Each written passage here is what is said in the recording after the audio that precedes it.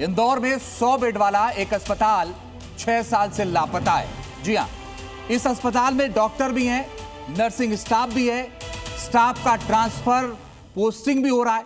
दूसरे अस्पतालों की तरह यहां समय पर इलाज भी होता है, सबको सैलरी भी मिल रही है, लेकिन नहीं मिल रहा है तो वो अस्पताल।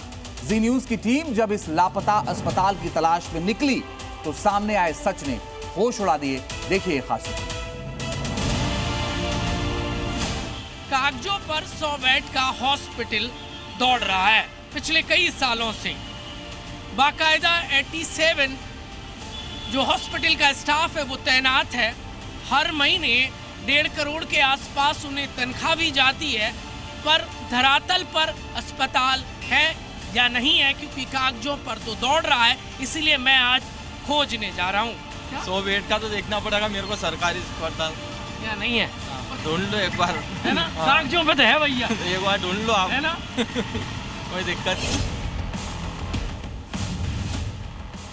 इस अस्पताल में 87 डॉक्टर्स और पैरामेडिकल स्टाफ की तैनाती हुई, लेकिन जिन लोगों की नियुक्ति की गई वो क्या कर रहे हैं? 6 साल से सरकारी पाई यानी कागज पर चलने वाला अस्पताल देखने में कैसा लगता है और यहाँ तक हमारी टीम पहुँची कैसे, इसकी पूरी कहानी हम आपको बताएंगे। लेकिन पहले इससे जुड़े कुछ फैक्ट्स आपको जानना जरूरी है। साल 2019 में 100 बेड के अस्पताल के लिए इंदौर के कलेक्टर ने जमीन आवंटित कर दी। 23 जून 2020 को मध्य प्रदेश सरकार ने सिविल अस्पताल को मंजूरी भी दे दी। अस्पताल के लिए विशेषज्ञ डॉक्टर्स, चिकित्सा अधिकारी, staff nurse, lab technician, pharmacist समेत 87 कर्मचारियों को नियुक्त किया गया। पिछले 6 साल से जिस अस्पताल की नींव तक नहीं रखी गई उसके नाम पर ये सब चलता रहा, लेकिन इस खेल का खुलासा एक सरकारी आदेश से हुआ। दरअसल मध्य प्रदेश के लोक स्वास्थ्य और चिकित्सा शिक्षा विभाग ने ट्रांसफर पोस्टिंग का एक ऑर्डर जारी किया। इसमें लैब टेक्नीशियन श्रीमती रीना चौहान को सिविल अस्पताल इंदौर में पोस्ट किया गया। ये वही अस्पताल है जो कागज में तो है लेकिन जमीन पर नहीं। इसी दस्तावेज से सवाल उठा कि जो अस्पताल है ही नहीं, वहाँ ट्रांसफर पोस्टिंग हो कैसे रही है? स्टाफ को वहाँ भेजा क्यों जा रहा है? इसी सवाल का जवाब जानने के लिए हमारी टीम इंदौर पहुंची। 100 बेड के इस अस्पताल की तलाश शुरू की गई तो ग्राउंड पर सामने आए सच ने दंग कर दिया। कहाँ है जगह? ये जमीन अलॉट हुई थी। अच्छा जी, हॉस्पिटल के लिए जो अलॉट हुई ये थी अस्पताल वाली जगह? जी सर, ये है वो अस्पताल? हाँ। ये कूड़े का ढेर है? हाँ, यहाँ बताओ कौन सा डॉक्टर बैठा हुआ है यहाँ पे? कागजों के अस्पताल वाली जगह पे मैं पहुंच गया हूं और बहुत मुश्किल से पहुंचा हूं। तकनीक का इस्तेमाल किया, लोगों से पूछा, लोग बता ना पाए, लेकिन जैसे तैसे खजराना थाना पहुंचा और वहां पर लोग मिल गए। उनसे पूछा तो कहने लगे भैया ये तो कागजों का खेल है। अब एक्चुअल खेल हम आपको दिखाते हैं। पर खेल क्या है? एक्चुअल में कलेक्टर ने जिस जमीन को अलॉट किया था वो जमीन देख लीजिए आप। स्वास्थ्य महकमा कहता है कि उन्हें कब्जा नहीं मिला, पर ये तो कबाड़ा बनी हुई है, किसी का कब्जा ही नजर नहीं आ रहा मुझे तो। जहां अस्पताल होना चाहिए था वहां कूड़ा पड़ा हुआ है। 6 साल से यहां अस्पताल की नींव तक नहीं पड़ी। जब इस बारे में मुख्य चिकित्सा और स्वास्थ्य अधिकारी से सवाल पूछा तो उनकी हैरान कर देने वाली दलील सामने आई।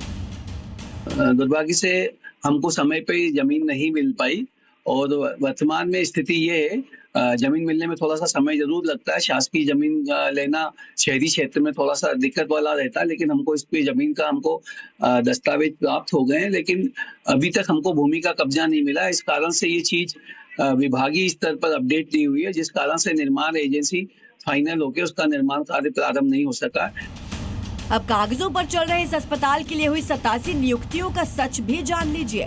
सरकारी दस्तावेज में अस्पताल के लिए नियुक्त किए गए स्टाफ की पूरी लिस्ट और उनके वेतन की जानकारी है, जिसके मुताबिक पिछले 6 साल से सालाना करीब 1.5 करोड़ रुपए सैलरी दी जा रही है। तो सवाल उठता है, जब अस्पताल है ही नहीं तो स्टाफ और उसकी सैलरी क्यों दी जा रही है? इस सवाल पर मध्य प्रदेश के उप मुख्यमंत्री ने क्या कहा वो सुनिए। जो डॉक्टरों को जहाँ पर व्यवस्थित करना था वो कर दिया गया है और जो पैरामेडिकल स्टाफ होता है उसको सीएमएचओ अपने स्तर पर अगल बगल, चूँकि कई संजीवनी क्लिनिक भी है, वहाँ भी आवश्यकता है लोगों की, तो जिन्होंने खजराना में ऑप्ट किया उनको अगल बगल के संजीवनी क्लिनिक में ले जाके, जिससे वहाँ ओपीडी वगैरह होने लगे और लोगों को राहत मिले, तो वो व्यवस्थाएं हो गई हैं। डिप्टी सीएम साहब के मुताबिक इस अस्पताल के लिए नियुक्त लोग आसपास के चिकित्सा केंद्रों में कार्यरत हैं, लेकिन वहाँ उनकी मौजूदगी भी सिर्फ कागजी मिली। खजराना के कागज के हॉस्पिटल के स्टाफ को खोजने के लिए हम आसपास के एक सामुदायिक स्वास्थ्य केंद्र पर पहुंच गए। अच्छा, टाइम क्या रहता है ये जो मैडम का, अमरीन मैडम का? 9 से 5 बजे तक रहती है। अच्छा, उनका नंबर है कुछ आपके पास? नंबर दे दीजिए तो हम एक बार बात कर लेंगे। तो अभी आप हैं क्या आरोग्य मंदिर में? जी हाँ। है आरोग्य मंदिर में आप? हाँ। क्या काम करती हैं आप? लैब टेक्नीशियन हूँ। अच्छा, कागजों पे अस्पताल दौड़ रहा है। अमरीन जहाँ तैनात है वहाँ अस्पताल नहीं है। अब हमने फ़ोन पे बात की तो कह रही हाँ आरोग्य धाम में हूँ, पर आरोग्य में तो मैं हूँ। या तो मुझे नज़र नहीं आई है, या तो ये स्टाफ झूठ बोल रहा है, या मैं बोल रहा हूँ, या ये बोल रहे हैं। कागज के हॉस्पिटल को और उसके स्टाफ को ढूंढने का ये मेरा आखिरी पड़ाव है, इसीलिए मैं आ गया हूँ खजराना के आयुष्मान आरोग्य मंदिर पर। कागजों के अस्पताल को खोजने में ये हमें मिला है कि कहीं कागजों के अस्पताल की ज़मीन पड़ी हुई है।